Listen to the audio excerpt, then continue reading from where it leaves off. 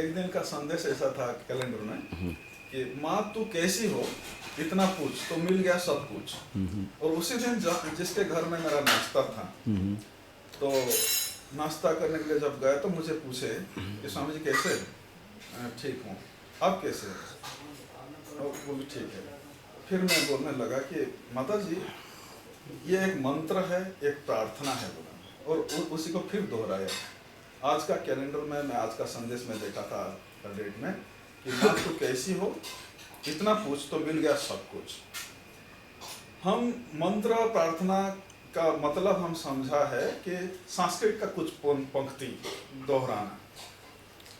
हम अपने विचार से मंदिर बनाते, उसी में किसी रूप को बैठा देते और उधर उनके सामने जाके घुटना टेक के बैठ के त्वमेव माता च पिता त्वमेव बंधुश्च सखा त्वमेव विद्या द्रविणम त्वमेव सर्वम मम देव देव। संस्कृत का ये पंक्तियां को दोहराते और हम समझते कि हम प्रार्थना किए हैं, कुछ मंत्र पाठ किए हैं, मानते। लेकिन अपने माँ आजकल गुजरात में ज़्यादा में देखने मिलता, तो मैं गुजरात में बोला देखो, मैं कल किसी भाई को पूछा था कि कहाँ गए थे, वो बोलते कि मेरे पिताजी के घर गया था। अर्थात पिता माता भी अपना से भी दरार आ गया है, अपने से अलग समझ लिया है पिता को, पिता माता को अपने से अलग समझ रहे हैं, इसलिए ऐसा जवाब मिल रहा है। फिर इसी को दोहराया था कि today's reality, big house small family big house small family. तो जो पिता माता आपको पाल पोस के बढ़ाया और आज अपने टांग में खड़े होने के बाद आप गुजरात में चतुर्भुज बोलते शादी को शादी हो गया तो चतुर्भुज बन गया। तो जिस दिन शादी किया दूसरे दिन में पिता माता अलग और आप अलग हो गए। तो पिता माता का परिवार अलग हो गया और आप अलग हो गए। पहले जॉइंट फैमिली रहते थे, एक ही फैमिली में पिताजी का पिता भी, दादाजी का फैमिली भी रहते थे, पूरा जॉइंट फैमिली रहते थे। और बुढ़ापा जब आ जाता तो अपना शरीर भी अपना भार बन जाता, अगर उसी शरीर में रोग आ गया तो और ज्यादा बोझ बन जाता। इसी हालत में इतना पूछने में कितना समय लगेगा, कितना खर्च होगा, कुछ खर्च करना पड़ रहा है, कितना समय लग रहा है। तो इतना पूछने में जो पिता माता आपको पाल पोस के बड़ा किया, खड़ा किया, तो उनका शरीर बुढ़ापा में अपना शरीर भी भार बन रहा है, फिर भी इतना अगर पूछता तो हाँ, मैं जिसी को अपना मान के पाल पोस के बड़ा किया, कम से कम मेरे साथ अपना कोई है, ऐसा सोच के उनका शरीर ही हल्का हो जाएगा, उनका शरीर ही हल्का हो जाएगा। और स्वामी चिदानंद जी बोलते थे कि आशीर्वाद केवल दिया नहीं जाता, उसी को लिया भी जाता। लेने के लिए इतना पूछेंगे तो माँ का जो भाव आपकी ओर बहने लगेगा, तो उनका ब्लेसिंग का ऊर्जा आपको मिलेगा ही, आपका विकास में वो आएगा। और इसलिए इसी को जीना है।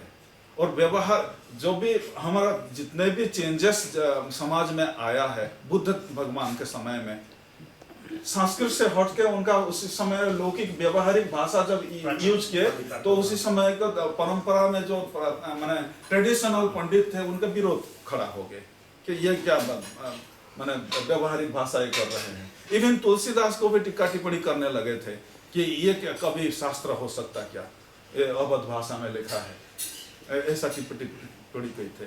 अगर अपना शास्त्र, अपना संस्कृति को हम जी नहीं पाया, प्रार्थनामय जीवन, योगमय जीवन, भक्तिमय जीवन, ज्ञानमय जीवन बोलते, मतलब ज्ञान अलग होगा तो ज्ञानमय जीवन। ज्ञान अगर किताबों में सीमित रह गया, अपना स्वाध्याय में ही सीमित रख लिया अपना ज्ञान को, और अपना स्टेज के प्रवचन के स्टेज में ही हम उसी को ज्ञान माने और व्यवहार में जिए नहीं, तो ज्ञानमय और भक्तिमय प्रार्थनामय जीवन कैसे होगा भाई? ये तो एक प्रार्थना है बोला। नहीं स्वामी जी, आपने बड़ा बढ़िया जो मंत्र कहा, अभी एकदम मुझे याद त्वमेव माता, भगवान माता ही तुम हो। जी जी। आपने लिखा ना आचार्य देवो गौ पितृ देवो, उस श्लोक का ये भी अर्थ निकलता है, दोनों ही पद समानाधिकरण है। इसलिए जैसे भगवान तुम ही माता हो, उसी तरह माता तुम ही भगवान हो। जी ये भी अर्थ निकलता हाँ जी हाँ जी पिता आप ही भगवान हो, भगवान धर्म भी भगवान है, भगवान ईश्वर को मिलाता है। साधन के बिना आप साध्य को नहीं प्राप्त जी, करते जी, ना। जी, जी। त्वमेव माता च पिता त्वमेव विद्या, विद्या भी ईश्वर है। जी और धन भी ईश्वर ही। हाँ, त्वमेव विद्या द्रविणम त्वमेव सर्वम मम देव। सब कुछ ही आप ही हो। एक तो तरीका है कि भगवान आप ही सब कुछ हो, हाँ जी। और दूसरा ये कि सब कुछ भी भगवान ही है, क्योंकि पूर्णमिदं जो आपने कहा ना कि सब कुछ पूर्ण है, पूर्ण है। तो उल्टा भी ठीक है। जी जी और जो आपने कहा ये बहुत अच्छी बात की जीवन में थोड़ा दे दीजिए, अभी नहीं तो डिस्कशन नहीं होगा ना। या धर्म अर्थ काम मोक्ष ये त्रिविध पुरुषार्थ जब तक इनकी तृप्ति नहीं होगी तब से इनसे विरक्ति भी नहीं होगी, है ना। जब आप चीजों के अति से व्याकुल होते हैं तब वैराग्य आता है हाँ, कि अति से भी सुख नहीं मिला। जी बुद्ध के जीवन में तो ऐसा ही हुआ ना। कुछ न्यूज़पेपर आम में जीवन दे में दीजिए, अगर आप अपने जीवन को विचार पूर्वक जीते हैं तो हम जैसे हम और वाइफ रोज कहते हैं क्योंकि ये जगह में नहीं बन छोड़ गया। रहा हूँ अब दुख मेरा देखेंगे रिकॉर्डिंग तो के लिए। और वैराग्य आएगा, ये डर था उनका पिताजी का, इसलिए ऐसा व्यवस्था करके रखने लगा कि कभी कुमला हुआ पत्ता भी देखने न मिले, कभी बुढ़ापा क्या है बूढ़ा लोग भी देखना न मिले, ऐसा इंतजाम करके रखा था। जीवन में पहला जब देखा बूढ़ा तो क्या ये क्या है, नहीं सबका जीवन में ऐसा एक अवस्था आता। पहला सब देखा ये क्या है, नहीं जीवन का अंतिम परिणाम ऐसा ही होता। ये सत्य को देखने लगा, फिर अपने और उसको प्रयोग किया। हम उसी को ज्ञान मान के लोगों के साथ चर्चा में हम भूल जाते और खुद को पंडित का बाह सुनने में हमको अच्छा लगता। लेकिन कभी भी बाहर का कोई भी प्रॉब्लम जो भी हम सत्य को देखते वो क्या ये मेरे से भी होगा, मेरे साथ भी होगा, ये अंदर नहीं जाते हम। और बुद्ध और हमारे आम जनता में ये फर्क है। वही ये धर्म है, अर्थ है, काम है। धर्म माने जो हमारा कर्तव्य है उसी के अनुकरण से। अब ये धर्म पूजा पाठ से जोड़ दिया गया, ऐसा कभी हमारे शास्त्र इस धर्म की व्याख्या नहीं करते थे। धर्म ये था जो आपका स्वाभाविक कर्म है, जो आपने कर्तव्य का दायित्व लिया है, उस कर्तव्य का समुचित निर्वहन गीता अनाशक्ति गीता ऐसा एक क्रांतिकारी ये है, माने कर्म में दोष देख के अर्जुन भाग रहा था त्याग मान के, और भगवान ने कर्म का रहस्य बताया और कर्म ने प्रेरित किया। फिर तो कर्म में दोष देख के भाग जाना त्याग नहीं है, ये आपका मिली हुई स्वर्ग का द्वार है, बोले खुली हुई स्वर्ग का द्वार है, आपका यह कर्तव्य है।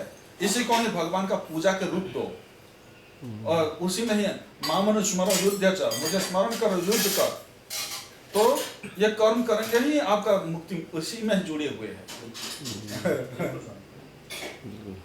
तो इसीलिए माने जीवन का अंतिम समय में अगर हम मोक्ष तक नहीं पहुंच पाया तो अपना संस्कार के हिसाब से पुनर्जन्म मिलता। इसलिए वो ऐसा परिवार में भेजते भगवान, और जहाँ से वो अटके हुए हैं, जहाँ रुक गया था उधर से आगे के विकास हो सके, ऐसा परिवार को भेजा जाता। तो शुचीनाम श्रीमतांगे है जो है, योग भ्रष्टो भिजायते जो है, ऐसा एक परिवार में उनको भेजा जाता, तो ताकि आगे की गति में वो आगे बढ़े। तो इसलिए हमको जहीं विधि राखे राम ताहीं विधि रहे, सीताराम सीताराम सीताराम कहे, माने in all conditions I am knowledge bliss absolute, संतोष की भाव रह के, ये भगवान का प्रसाद मान के खुश होके उसी में क्या मेरे लिए उपयोगी है उसी को जान के अगर जीवन का दिशा को हम अपनाएंगे तो उसी में हमारा विकास उधर ही है। हमारा विकास के लिए जगह बदलना नहीं होगा, परिवार छोड़ना नहीं होगा, उधर से ही शुरू हो। जो स्वामी जी बोलते हैं काम न छोड़ो, बास न छोड़ो, बासना छोड़ो।